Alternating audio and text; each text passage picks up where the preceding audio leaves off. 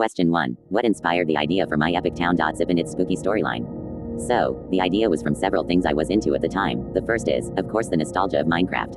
And I was into liminal spaces as well, such as the backrooms and other images that almost felt off yet comforting.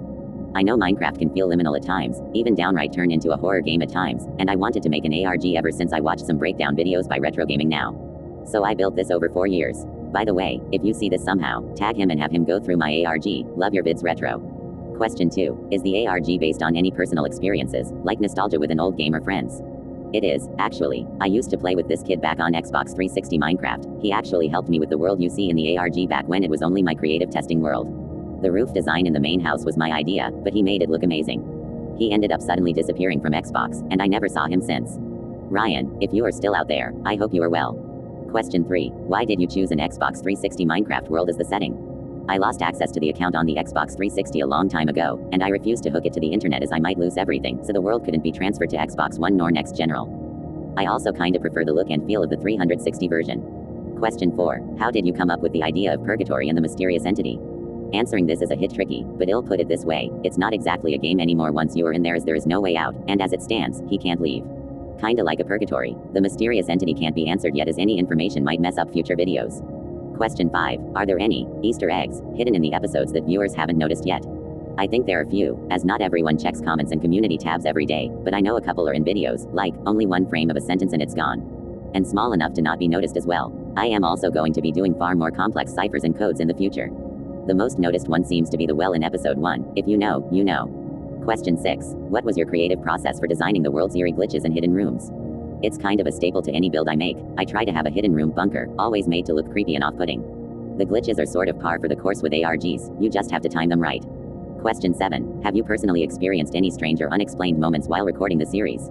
To be honest, a few times actually. One time when I loaded in, I genuinely wasn't in the spot I logged in. Another time, it's actually in one of the videos. I know I shut one of the doors when I was moving around, and when I went back to it, it was open. Kinda spooked me, as, again, the console genuinely hasn't been connected to the internet since probably around 2015. Question 8. How much of the storyline is planned out versus improvised based on fan theories? I do most of it sort of on the fly. The additional rooms and stuff are actually built as needed, with the main area being section yellow. Question 9. Was the quit the game sign inspired by any real life advice or reflections? It's like a Dollar General reference to there is no game, it's a game I used to play.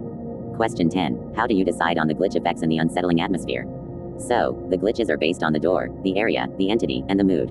It's a bit more complicated than people think it is to do those. I have to time them with the doors. Question 11. Have any fan theories influenced the direction of the ARG? There was a comment on episode 2 that inspired the discovery of a pre-built room that I added in the hopes someone would comment that, and the way was to sprint in the water to get to it. Question 12. How do you balance revealing just enough story to keep fans intrigued? I know how to pace these things out. You have to be slow and methodical, but also have the episode planned out 100% or you might reveal too much. Question 13. Do you plan to eventually lift the veil and reveal the ARG's entire backstory? Maybe. When it's over, maybe. Question 14. Are there hidden codes or puzzles for fans to solve throughout the series? Oh yeah, and much more to come. I hope you love ciphers and codes because I don't. Just kidding, it's integral to the ARG. Question 15. What's the hardest part of creating this kind of ARG content in Minecraft? Honestly, the editing is the most taxing. The most amount of time I have spent on just editing alone on the series has to be over 90 hours stuck in CapCut on my phone, not sponsored, and less. Question 16. How do you handle in-game limitations while trying to create unsettling effects? It can sometimes be a blessing and a curse to be on an older version of the game. Some things I want to make happen, they end up great due to certain aspects of the game. Other times, it becomes impossible to create the wanted effect, so I have to scrap it entirely. Question 17. Are there any scenes that were too creepy or intense that you decided to leave out? No, not yet. I almost redid the episode where he talks and I would have removed that aspect entirely and done the in-video captions as usual.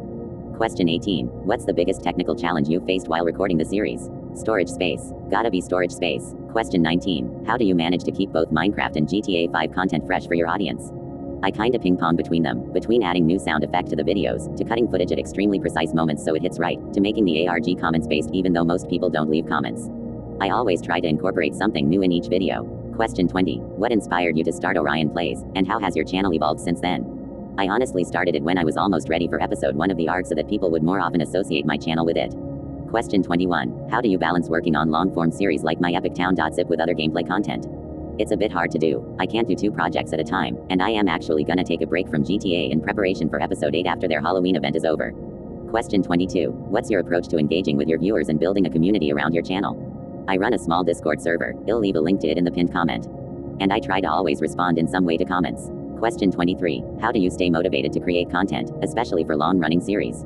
I think of the fans and people who might be watching my channel like a hawk hoping for another drop. That's how I keep going. Question 24. Do you have any tips for new creators looking to start their own ARG or storytelling series on YouTube? Plan your story to your setting, plan characters, know your timing, don't be scared to do something different with it. When you watch other ARGs, don't just gawk at it, learn from them, see what they do, and mold it into your own style. Know the ending before you post the first video. Question 25. What's the most surprising thing you've learned about running a YouTube channel? How few people subscribe. Question 26. How do you handle challenges, like YouTube's algorithms or video performance fluctuations? I never actually focus on those. I stick to my games of choice and call it a day. Question 27. Do you have any future goals or dream projects for Orion Plays? My main goal for the channel is to get a plaque and make my fans happy with my videos in one way or another. My dream is to have a more fleshed out recording setup. Question 28. How do you stay organized with planning, recording, and editing your videos? I don't. I really don't. Question 29. If you could collaborate with any other YouTubers on Orion Plays, who would it be and why? I'll list off a few, and anyone else I mentioned throughout this video is free to take me up on this as well. The order is in no way a rating of these YouTubers, it's just as I thought them up. Retro Gaming Now, Andrew Gaming 67, Cold Ones, Dark Viper AU, Stanley MOV, not even joking, Queso seemed like a genuinely good man, and I wanna at least meet him someday. Dylan Does Minecraft, Remedy, Hi-Fi, and probably the boys. Question 30. How did you think of this ARG? Honestly, it was a spur of the moment thing. I had been watching psychological horror shows and wanted to make one, so I decided Minecraft would be good for it. It all spiraled from there. Question 31. Why did I make the ARG? I'm broke and can't afford a movie studio nor actors. This is the cheapest way to put my stories out there. Question 32. How long does it usually take to make a video? Between adding new areas, planning, recording, and editing, it takes about 2 days to finalize episodes, and then I rewatch the episode 3 times before releasing. Question 33. Anything else before you end this video?